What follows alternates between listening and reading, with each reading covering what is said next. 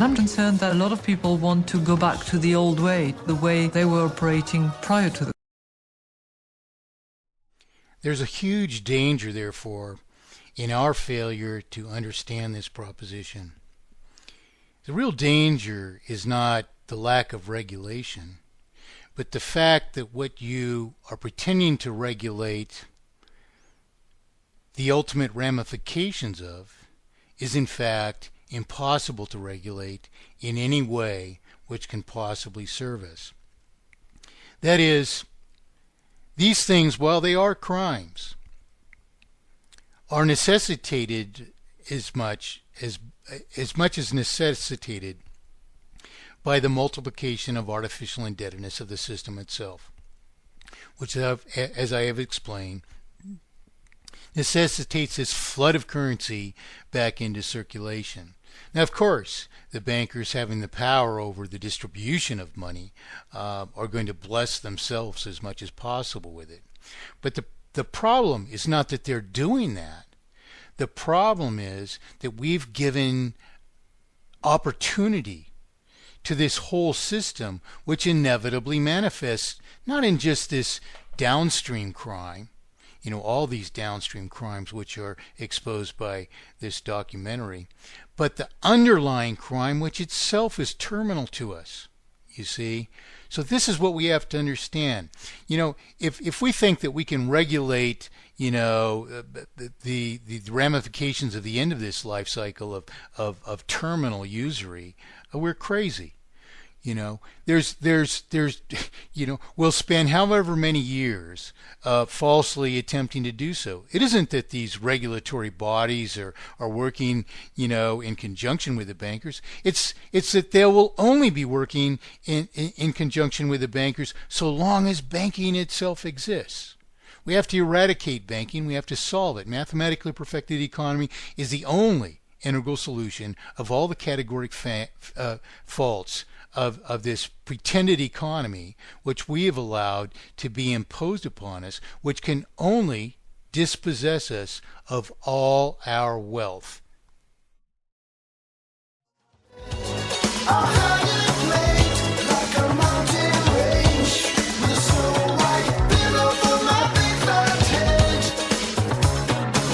I was getting a lot of anonymous emails from bankers saying, you can't quote me, but I'm really concerned.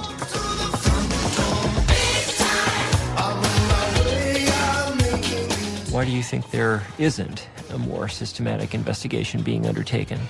Because then you'll find the culprits. Do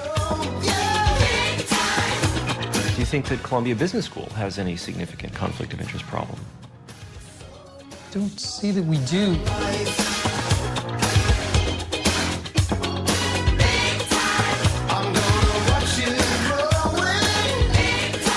The regulators didn't do their job.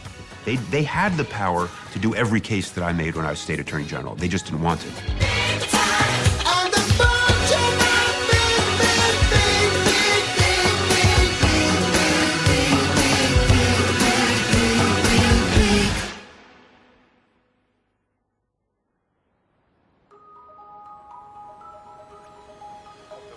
Lehman Brothers, one of the most venerable and biggest investment banks, was forced to declare itself bankrupt. Another, Merrill Lynch, was forced to sell itself. Today, crisis talks are underway. World financial markets are way down today following dramatic developments. Here again is another area of thinking in which we grossly err. Every day in the news we are served up this facade that if the securities markets gain, we're better off, and if they lose, we are worse off. In truth, while we are allowed to participate in these gains, those gains likewise come without contributing anything at all to the pool of wealth. Instead, they only take from it, depriving true free enterprise of just reward for production. What is even worse about this is that by encouraging us to participate in what's our own demise, instead of allowing us a system under which our savings would be preserved as it would be under mathematically perfected economy and mathematically perfected economy alone, we were encouraged to actually believe in this falsehood that somehow you can increase prosperity without increasing production. This is simply not true.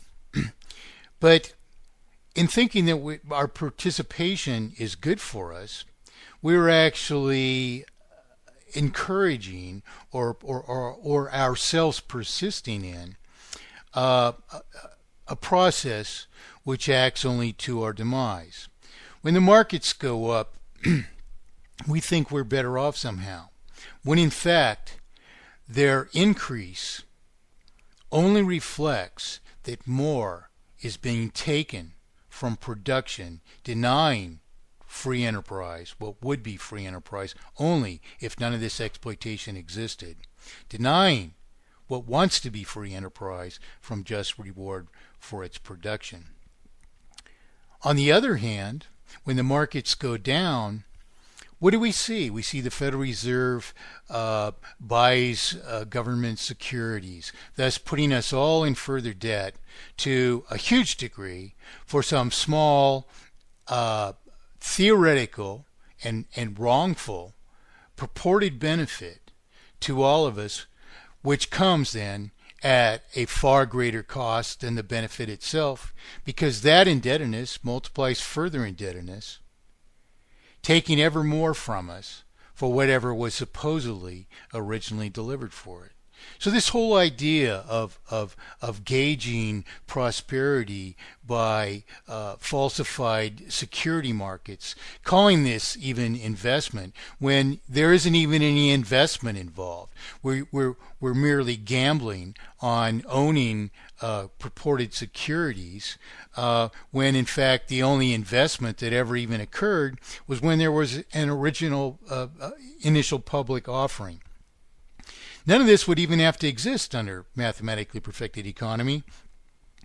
The value of our savings would be protected, and investment itself wouldn't be necessary because the funding which is necessary to initiate an endeavor is readily available. All we have to do, all a business entity has to do, is assume the costs of repaying what it needs to acquire in initial infrastructures and so forth, at the rate at which it will consume of those things, which is far less cost than is possible under the present imposed system of exploitation. So under mathematically perfected economy, far greater extensive enterprise can readily exist at far less cost to not only the entrepreneur, but to the ultimate markets of the entrepreneur as well, all of which are exploited by the present system of exploitation.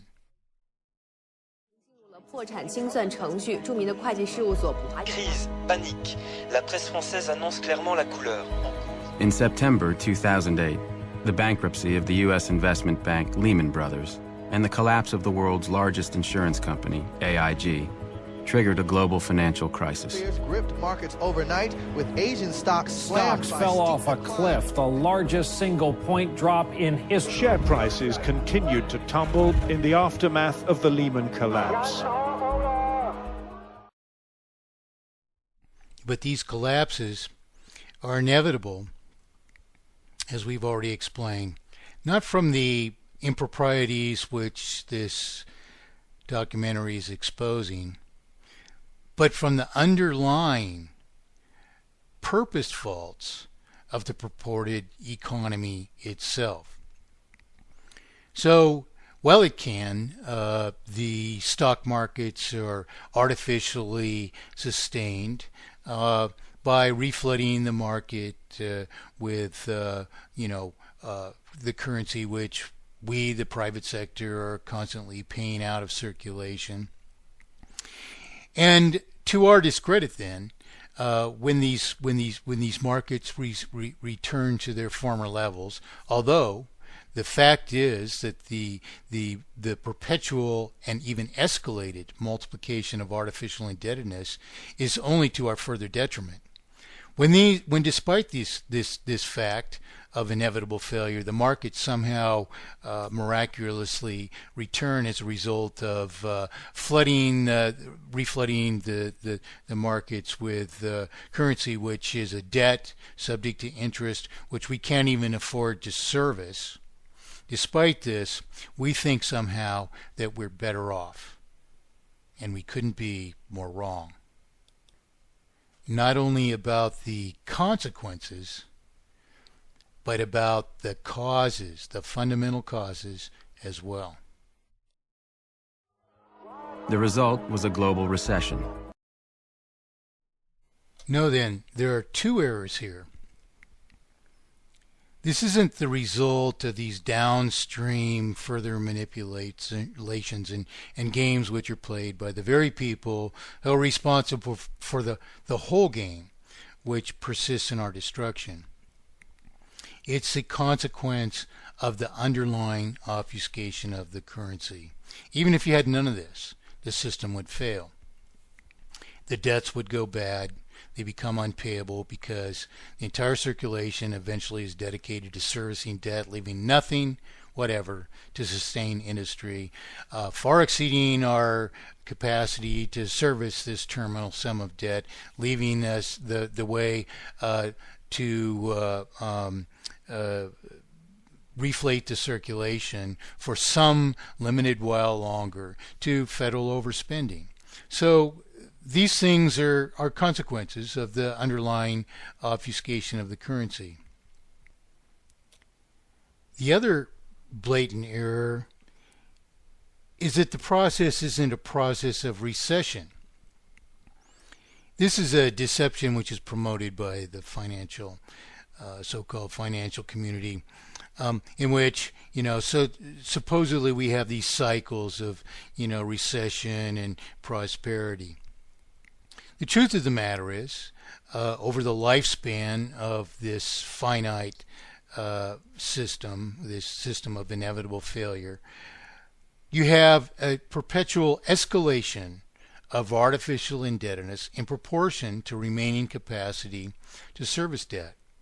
If ever we are relieved at all, it's to very little degree, and it's in respect to this perpetual multiplication of artificial indebtedness, which in fact transpires at an inherently escalating rate. Well, this is not a matter of a recession. Never is it a matter of recession. True, especially earlier in the life cycle, we may make gains against this because the natural course of industry is to increase productivity and profitability. But the system steals this from us.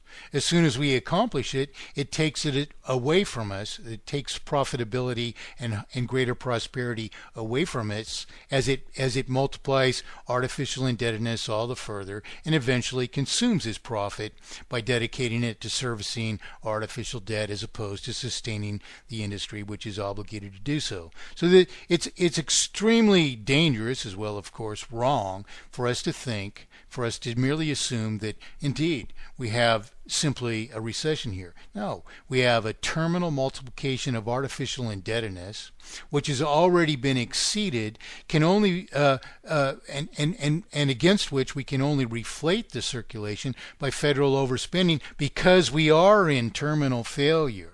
You see, and there's no rescuing us from this, but